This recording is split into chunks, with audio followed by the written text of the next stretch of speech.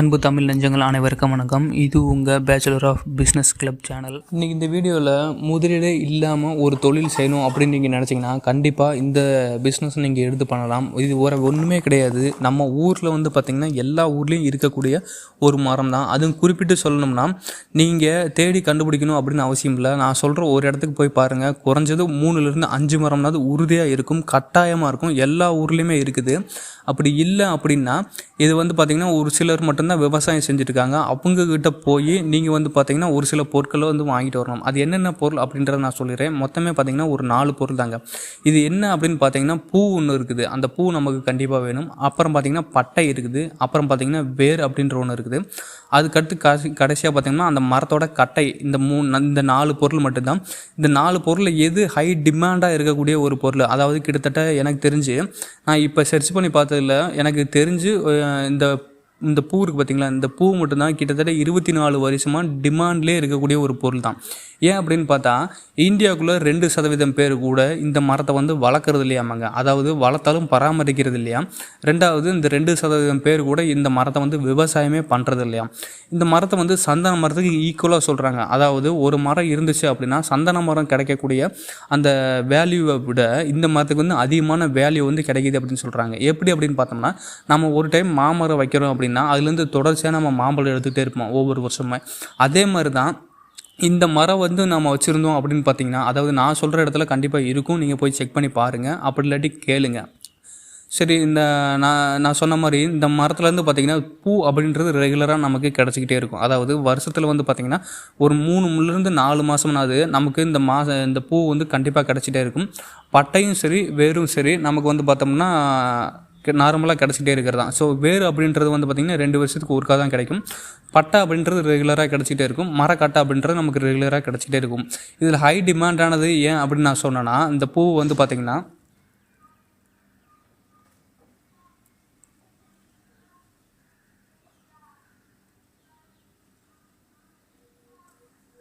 அதிகமாக பயிர் பண்ணாத காரணத்தால் தான் இது இவ்வளோ ரேட்டு அப்படின்றதுனால தான் கிடையாதுங்க.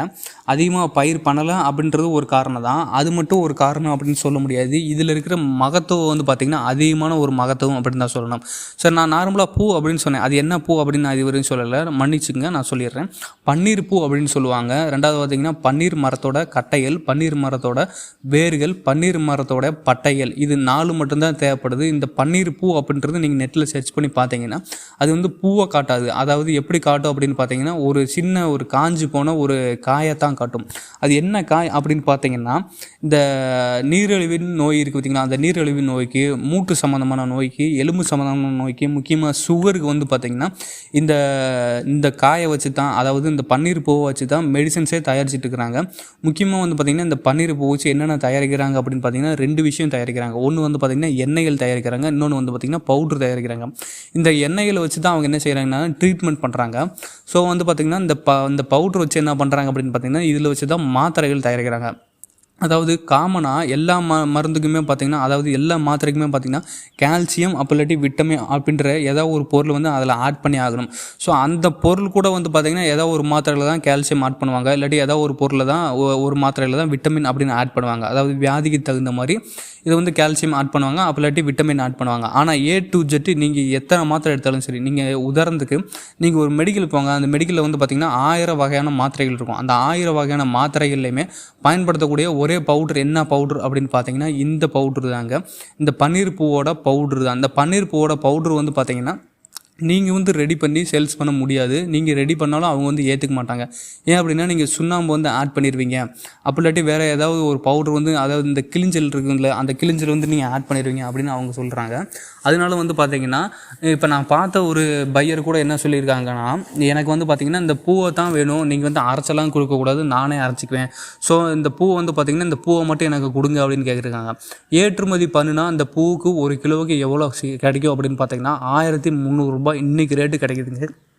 இன்றைக்கி ரேட்டு கிடைக்குது. அது மட்டும் கிடையாது, இந்த மரத்தவே வந்து பார்த்திங்கன்னா, அதாவது அக்ரோ ப்ராடக்ட்டில் வந்து பார்த்திங்கன்னா ஒரு நம்ம ஷேர் மார்க்கெட்டில் லிஸ்ட் பண்ணியே வச்சுருக்குறாங்க. அதாவது இது மட்டும் கிடையாது, கற்றாழை லிஸ்ட் பண்ணி வச்சுருக்குறாங்க. அப்புறம் வந்து பார்த்திங்கன்னா இந்த நம்ம மின்ட் இருக்குது பார்த்திங்களா, அதாவது புதினா, இது ரெண்டையுமே வந்து பார்த்திங்க இந்த மூணையுமே வந்து பார்த்திங்கன்னா அக்ரோ ப்ராடக்ட்டில் வந்து பார்த்திங்கன்னா ஒரு தனி கேட்டகரி. அதாவது டெய்லி இதோட ஷேர் மார்க்கெட் ப்ரைஸ் என்னன்றதை நீங்கள் செக் பண்ணி பார்க்கலாங்க. ஆச்சரியமாக இருக்குதா?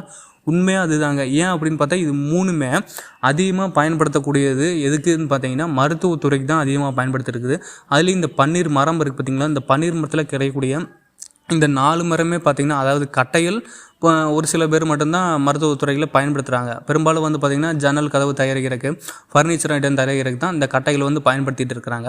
ஸோ மற்ற 3 பொருளுமே வந்து பார்த்திங்கன்னா உங்களுக்கு A to Z எல்லா மெடிக்கல்லையுமே அதிகமாக பயன்படுத்தக்கூடியது இந்த பூக்கள் மட்டும்தான்.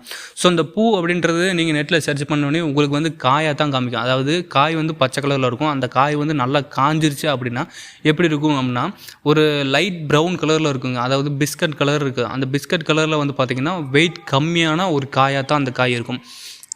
அதுதான் பன்னீர் பூ அப்படின்னு சொல்லுவாங்க. இது நான் எதுக்கெல்லாம் பயன்படுது அப்படின்னு சொல்லிட்டேன். நான் சொன்ன மாதிரியே இந்த பன்னீர் பூவோட கிலோ என்ன அப்படின்னு பார்த்தீங்கன்னா 1300 ரூபாய் இன்றைக்கி மார்க்கெட் ரேட்டில் போயிட்டுருக்கு. நீங்கள் நம்பிக்கை இல்லை அப்படின்னா நீங்கள் வந்து பார்த்தீங்கன்னா, அதாவது தயவுசெய்து ஆன்லைனில் நீங்கள் செக் பண்ணி பார்க்காதீங்க. ஆன்லைனில் செக் பண்ணி பார்த்துட்டு ப்ரோ நீங்கள் சொன்ன ரேட்டு வந்து கம்மியாக இருக்குது, ஆன்லைனில் நான் செக் பண்ணி பார்த்தேன் அதிகமான ரேட்டுக்கு வந்து போயிட்டுருக்குது, 100 கிராமே பார்த்தீங்கன்னா 300 ரூபாய் 400 ரூபா போட்டுட்ருக்குறாங்க, நீங்கள் என்ன ஒரு கிலோவே 1300 அப்படின்னு நீங்கள் சொன்னீங்கன்னா தயவுசெய்து என்கிட்ட கேட்காதீங்க.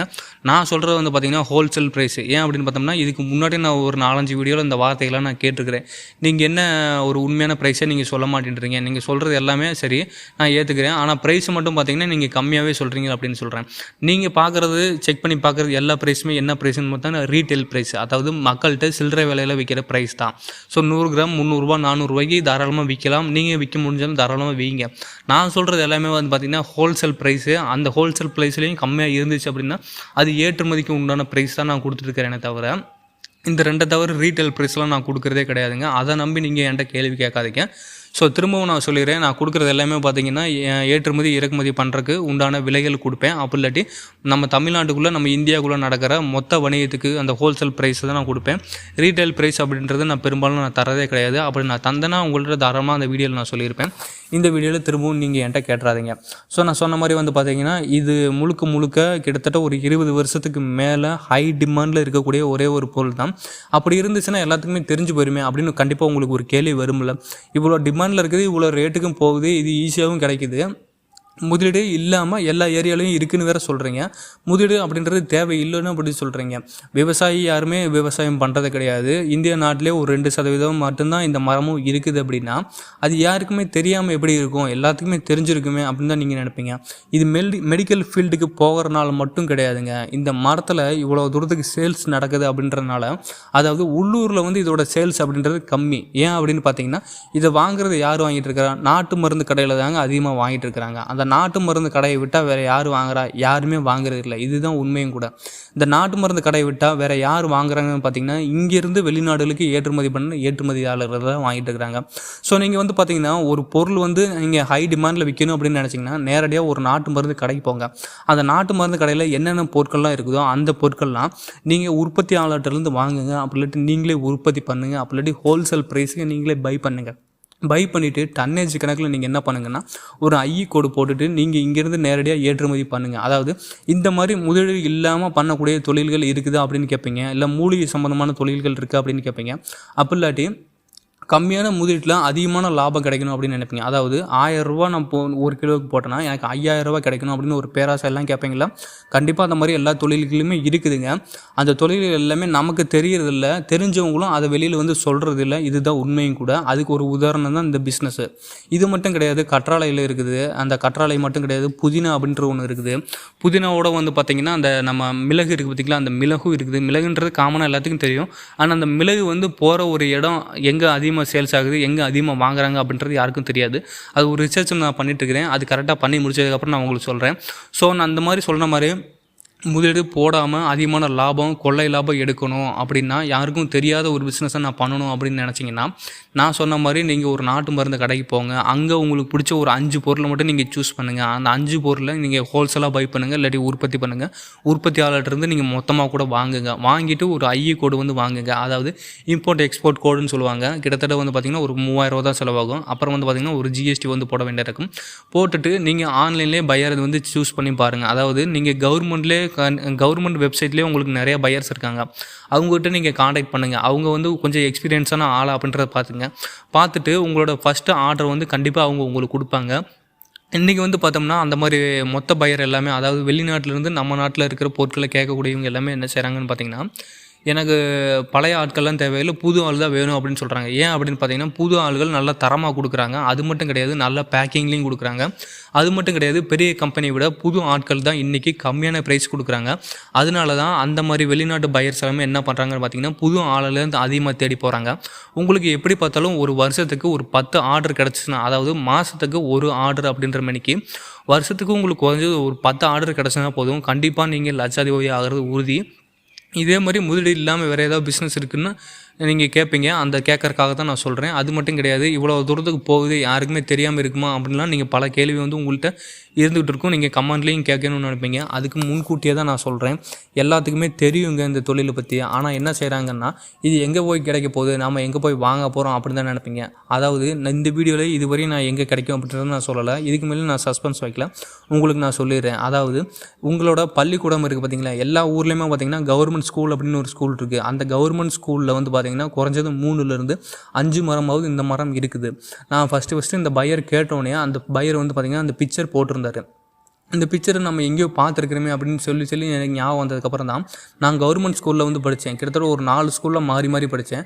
அந்த 4 ஸ்கூல்லையுமே இதை நான் உறுதியாக பார்த்ததா எனக்கு ஞாபகம். அது மட்டும் கிடையாது, நான் அந்த 4 ஸ்கூலுக்குமே போயும் பார்த்தேன். சரி, நம்ம கன்ஃபார்ம் பண்ணி தானே வீடியோ போடணும், இல்லாட்டி நம்மளை பிடிச்சி திட்டிடுவாங்களே அப்படின்னு சொல்லிட்டு நான் 4 ஸ்கூலுக்குமே போனேன். கண்டிப்பாக இருந்துச்சு. அந்த 4 ஸ்கூலில் மட்டும் கிடையாது, அந்த 4 ஸ்கூலில் இருந்த மரங்கள் எத்தனை அடிக்கு இருந்துச்சுன்னு நீங்கள் நினைக்கிறீங்க? 30 அடிக்கு இருந்துச்சுங்க. உண்மையிலே சத்தியமாக சொல்கிறேன், 30 அடிக்கு இருந்துச்சு.